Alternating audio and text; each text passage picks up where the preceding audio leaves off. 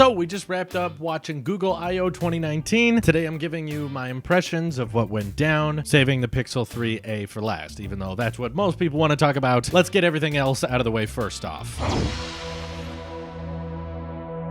They talked a lot about how Google search is getting better with AI and machine learning, which no surprise there. They showcased how Google Lens is getting more features like being able to kind of look at a receipt and calculate the tip automatically. And they also talked, which was very nice of them, a lot about features for people that happen to have disabilities, whether you're not very good at hearing or speaking. They want to make Google Search and the Google Assistant and Google Lens available for everyone. So there's lots of advancements when it comes to dictation, lots of advancements for live translate. So when you look directly at a sign and you want to translate it into a different language, they're going to continue expanding on that. All kind of things we've seen before, but just bringing it to more applications. And then they talked a little bit about Android Q, which I think is a pretty minor year in regards to changes for Android Q. It's pretty much just adding more screen time features, focus mode, which basically allows you to turn off the time-wasting apps so that they don't let you in, even though you could bypass them anyway. Just kind of stuff that Google has to do to say we're trying to combat smartphone addiction. Even though if you're addicted to your smartphone, do not blame Apple, do not blame Google. That is 100% your fault, just like the same way me gaining weight is not McDonald's fault. That's my fault for choosing that lifestyle. Either way though, Android Q was mostly about security features that allow you to turn off certain apps' permission to constantly track your location or your data, adding incognito mode to more apps other than Google Chrome, which is, I guess, good because security and privacy is important, but not very exciting if you were really pumped for Android Q. But given Android 9 literally just hit 10% of Android devices, then yeah, I imagine most of you are not going to be getting Android Q anytime soon anyway, so that's all right. I guess not that many people care if they're not going to get it soon. In fact, I bet more users upgrade their Android operating system simply by buying new phones than they do actually go into the settings and check to see if they have a new OS upgrade available. They talked a little bit about the Nest Hub Max, which is essentially exactly what we predicted. It's the Google Home Hub, except with a 10-inch display and a camera equipped. So the speakers are a little bit better. You have a larger display to work with, and it features a lot of Nest security features. So that camera on there can be used as a security camera, but it can also be used for calling people, and they showcased how it's able to look at your face and set up different profiles depending on which face it detects. And for privacy reasons, there's even a switch on the back that physically disconnects the camera and microphone because that's how bad the privacy and security has gotten with Google that they want to ensure. By the way, security, privacy, that's our main goal. And they really beat you over the head with it in the Google I/O keynote, almost to the extent that it's like, do you need to disclaim it this many times that you're about security and privacy? Because it felt like they were bringing it up every 2 minutes. Either way, it's important, but Nest Hub Max comes in at $230, and they also lowered the price of the Google Home Hub to $130. So just a little bit of a price decrease. If you're into smart speakers with displays, there you have it. You've got some more stuff. Now comes to the Pixel 3a, which a lot of people are talking about, and I've been posting a lot of updates about it on Twitter. It's interesting because it feels like Google is doing a complete 90-degree change in direction when it comes to their smartphone business, because probably the regular Pixel 3s,